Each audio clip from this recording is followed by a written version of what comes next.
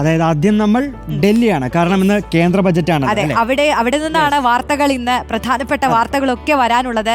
അപ്പൊ നമ്മൾ ആദ്യം പോകുന്നത് തലസ്ഥാനത്തേക്ക് തന്നെയാണ്. കേന്ദ്ര ബജറ്റാണ് ഇന്ന്.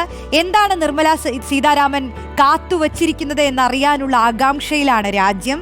ജോയ്സ് ഡാനിയൽ ആണ് ദില്ലിയിൽ നിന്ന് ചേരുന്നത്. Hello Joyce, good morning. Good morning Joyce, ഈ ബജറ്റ് സമ്മേളനത്തിന്റെ ആദ്യ ദിവസമായ ഇന്നലെ രാഷ്ട്രപതി പ്രസംഗിക്കുമ്പോൾ 8 തവണയാണ് മിഡിൽ ക്ലാസ് എന്ന വാക്ക് ഉപയോഗിച്ചിട്ടുള്ളത്.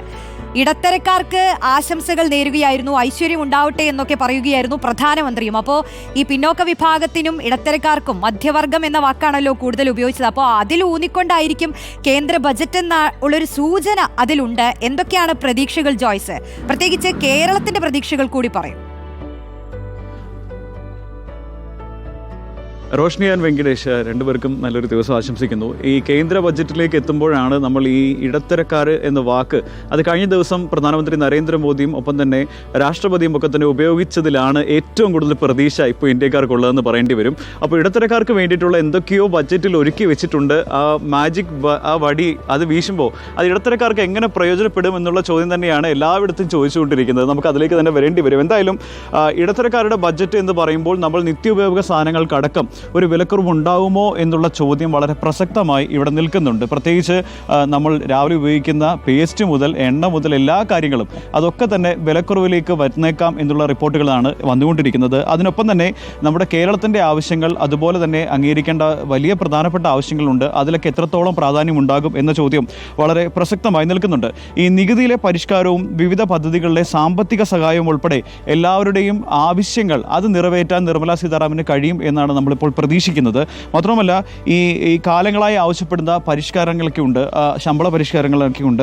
അപ്പോൾ ഇക്കുറി ഇതൊക്കെ ഉറപ്പായും വരും എന്നുള്ള പ്രതീക്ഷയാണ് ഇവർക്കുള്ളത്. മാത്രമല്ല കാർഷിക വ്യവസായ ഊർജ്ജ മേഖലകളിൽ കൂടുതൽ ഊന്നൽ നൽകിക്കൊണ്ട് രാജ്യത്തെ തൊഴിലില്ലായ്മ അടക്കം കുറയ്ക്കാനുള്ള പ്രശ്നങ്ങൾ അതൊക്കെ തന്നെ പരിഹരിക്കാനുള്ള നീക്കങ്ങളായിരിക്കും ഒരുപക്ഷെ ബജറ്റിലൂടെ ഉണ്ടാകുക എന്നാണ് ഈ നിർമ്മലാ സീതാരാമൻ്റെ 8ാമത്തെ ബജറ്റ് അവതരണത്തിലൂടെ പ്രതീക്ഷിക്കുന്നത്. അങ്ങനെ വലിയ പ്രതീക്ഷകൾ സാധാരണക്കാരനും ഒപ്പം തന്നെ പിന്നോക്ക വിഭാഗത്തിൽ നിൽക്കുന്ന ആളുകൾക്കും ഒക്കെ തന്നെ ഉണ്ടാകും എന്ന പ്രതീക്ഷയിലാണ് ഈ ബജറ്റ് അവതരണത്തിലേക്ക് കടക്കുന്നത്.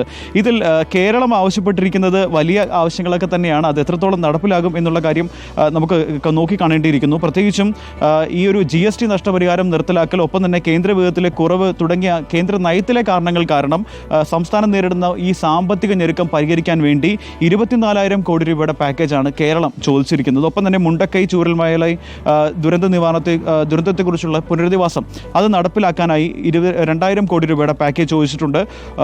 അതിനൊപ്പം തന്നെ എടുത്തു പറയേണ്ട ഒരു കാര്യമുണ്ട്.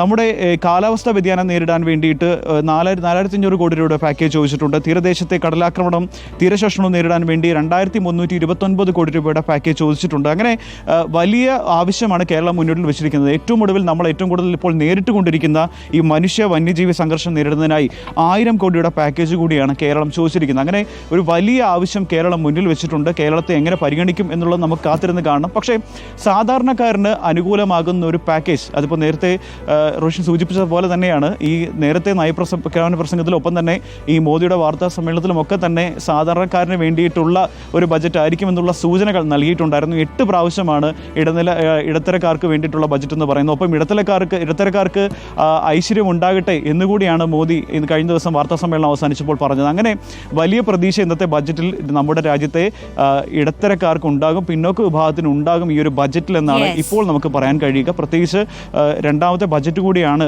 ഈ 3ാം മോദി സർക്കാരിന്റെ അവതരിപ്പിക്കുന്നതെന്ന് പറയുമ്പോൾ വലിയ പ്രതീക്ഷയോടെയാണ് രാജ്യം ഈ ഒരു ബജറ്റിനെ നോക്കിക്കാണുന്നത്. റോഷ്നി, ശരിയാണ്. ജോയ്സ് ഡാനിയലാണ് വിവരങ്ങൾ നൽകിയത്. വെങ്കി, ഈ മധ്യവർഗത്തിനെ കാര്യമായി സർക്കാർ പരിഗണിക്കുമെങ്കിൽ അത് വളരെ നല്ല കാര്യം, വിശ്വാസകരമായി. കാരണമല്ല മാത്രമല്ല റോഷ്നി ട്രോളുകളൊക്കെ ശ്രദ്ധിക്കാറുള്ളതല്ലേ? തീർച്ചയായും. ഇപ്പോൾ കഴിഞ്ഞ കുറച്ച് ദിവസങ്ങളെന്നല്ല മാസങ്ങളായി തന്നെ ഞാൻ എപ്പോഴും ശ്രദ്ധിക്കുന്ന ഒരു ട്രോളാണ്.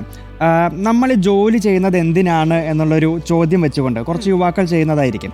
അപ്പോൾ നമ്മളൊക്കെ വേണ്ടപ്പെട്ടവരുടെ മുഖമൊക്കെ മനസ്സിൽ ഓർത്തുകൊണ്ടാകുമല്ലോ ജോലി ചെയ്യുക. അപ്പോൾ ഈ ട്രോളുകളുടെ അവസാനം ഈ യുവാക്കളൊക്കെ ഈ ഫോട്ടോകൾ നോക്കുക, നിർമ്മല സീതാരാമന്റെ ഫോട്ടോ ആയിരിക്കും.